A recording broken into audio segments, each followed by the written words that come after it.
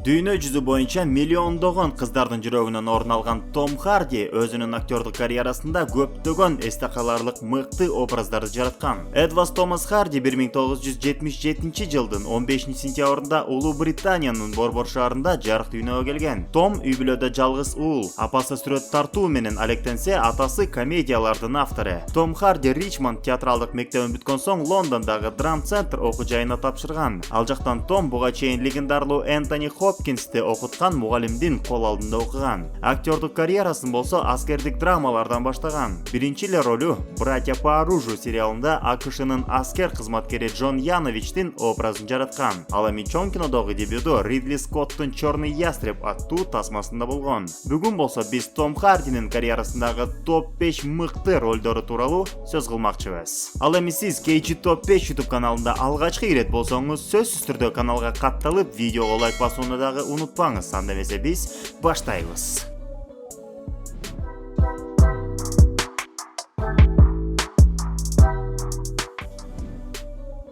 Бронсон.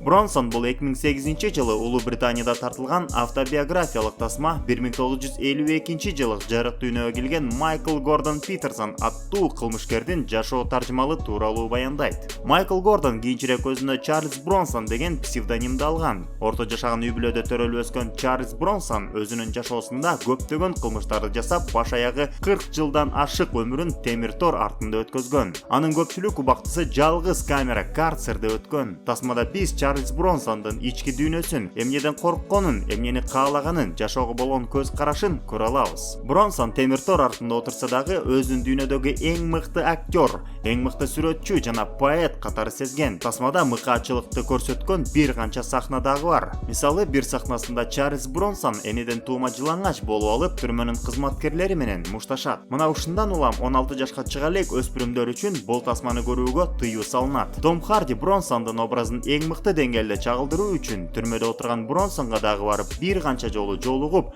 маектешип келген. Актердун аракетин баалаган Бронсон өзүнүн мурутун кырып, кино тартуу учурунда колдонсун деп Том Хардиге жөнөткөн. Анын үстүнө Том бул ролу үчүн 19 килограмм булчуң массасын өстүрүүгө туура келген. Тасманы көрөм десеңиздер, ссылканы видеонун түшүндүрмөсүнө калтырып коём. Прикуп. Прикуп бул 2009 жылы Улуу Британияда жарык көргөн криминал драма жанрындагы мини-сериал. Башкы ролду Том Харди ойногон. 1984 жыл түрмөдө 6 жыл отуруп чыккан Фредди Джексондун жашоого болгон көз карашы түп тамыры менен өзгөрөт. Түрмөгө чейин агрессивдүү жана жашоодо өсүүгө стимулу жок болгон Фредди эми баардыгын оңдоп, түзөп, жашоосун өзгөртүүгө, жакшыртууга толугу менен даяр. Түрмөдө отурган учурда Ози аттуу авторитет менен тааныш болуп калат дагы, боштондукка чыккандан кийин дагы Ози менен иштешүүсүн улантат. Андан тышкары Фреддинин Джимми аттуу эки бир тууганы бар. Джимми Фреддини кандай гана оор кырдаал болбосун жардам берип, оорун колдон, жеңилин жерден алууга дайым даяр. Фредди боштондукта көп нерсе өзгөргөнүн түшүнөт дагы, Крим чөйрөсүндөгү өз ордун кайра толуктап, жаңы бийликке ээ болууга умтулат. Бирок албетте баары эле ойдогудай боло бербейт. Фредди менен Джимминин Крим чөйрөсүндөгү окуялары тууралуу Прикуп мини-сериалы айтып берет. Бул сериалда дагы +18 сахналары орун алган. Андыктан жашы жете элек өспүрүмдөргө көрүүгө тыюу салынат. Сериалдын ссылкасын видеонун түшүндүрмөсүнө калтырып коём.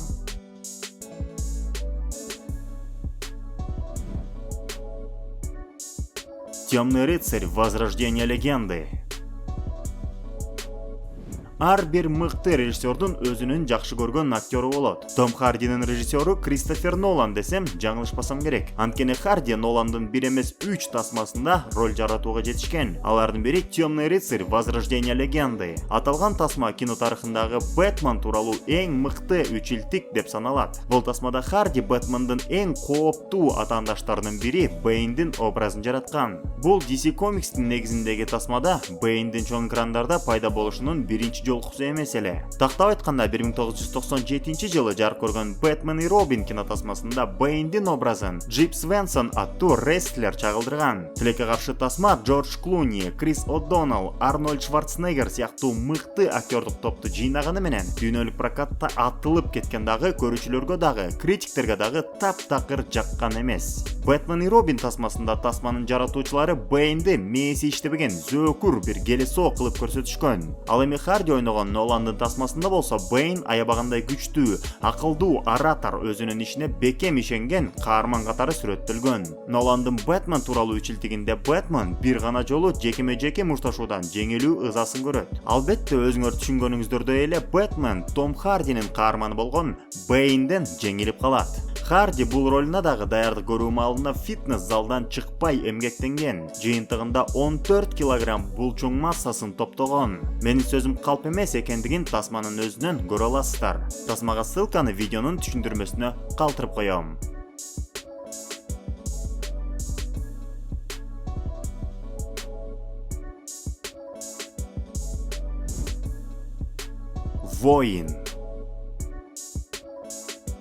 Воин кинотасмасы 2011 жылы Lionsgate кинокомпаниясы тарабынан тартылган. Башкы ролдорду Джоэл Эдгертон менен Том Харди ойноп, режиссерлук креслону болсо Гевин О'Коннор ээлеген. Тасма критиктерге дагы, кино сүйүүчүлөргө дагы жакканы менен сарпталган каражатты актай алган эмес. Ошентсе дагы орустар Воин тасмасынын ремейкин тартып чыгарышкан. Кийинчерээк Болливуддагы кем калбай өзүнүн версиясын братья деп аташкан. Тасма Томми жана Брэндон аттуу бир туугандар жөнүндө баяндайт. Брэндон кичине кезинде эле апасы жана иниси Томмини таштап жакшы жашоо издеп Алкаш адасынан качып кеткен. А ты сам-то кто такой?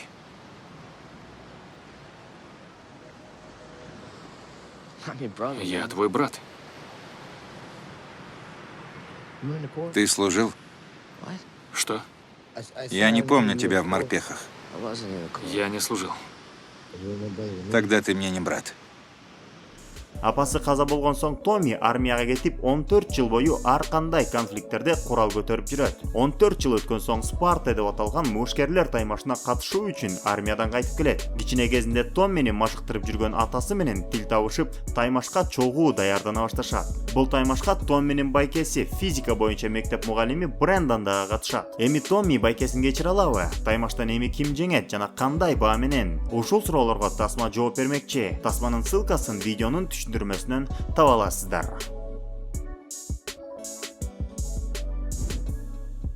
Острые козырьки. Острые козырьки BBC Studios тарабынан тартылган драма жана криминал жанрындагы сериал. Биринчи сезону 2013 жылы элге тартууланып азыркы күнгө чейин 6 сезон толугу менен жарык көрдү. Сериал Улуу Британиянын Бирмингем шаарчасындагы 1920-1930 жылдардагы крим чөйрө тууралуу баяндайт. Острые козырьки деп аталган уюшулган топтун жетекчисин Кристофер Ноландын дагы бир сүймөнчүк актёру Киллиан Мерфи ойногон. Ал эми Том Харди болсо бул сериалда экинчи пландагы каармандын образын чагылдырган. Тактап айтканда, Бирмингем шаарчасындагы еврейлерден түзүлгөн уюшулган криминалдык топтун башчысы Альфи Соломонс аттуу каармандын образын жараткан. Бул образы башка толук метраждуу тасмадагы образдарынан толугу менен айырмаланып турат. Башка тасмаларда же оң каарман, же терс каарманды ойносо, бул сериалда Альфи Соломонстун каарманын түшүнүү абдан кыйын. Кээде Хардиге бооруң ачса, кээде жиниң келет. Бирок дал ушул мүнөзү менен көрүүчүлөрдү өзүнө тартып турат. Мисалы, жеке өзүм жөнүндө айта турган болсом, Острые козырьки сериалын көрүп жатканда Том Хардинин ар бир пайда болушун, ар бир сахнасын чыдамсыздык менен күтүп отурчумун. Анткени баш каарманды ойногон Киллиан Мерфи менен бир сахналары аз болсо дагы, менин оюмча Том Харди Киллиан Мерфини актёрдук чеберчилик жагынан жеңип койгон дагы, көрүүчүлөрдүн көңүлүн толугу менен өзүнө бурдуруп алган. Эгерде менин сөзүмө ишенбесеңиз, сериалга ссылканы видеонун түшүндүрмөсүнө калтырып коём.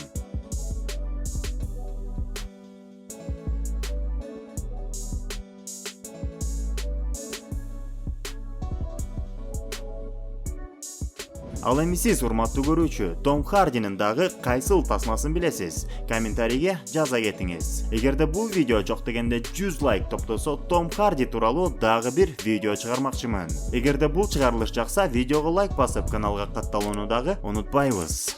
Сиздер менен KG Top 5 каналы болду. Көрүшкөнчө. Что же ты такое?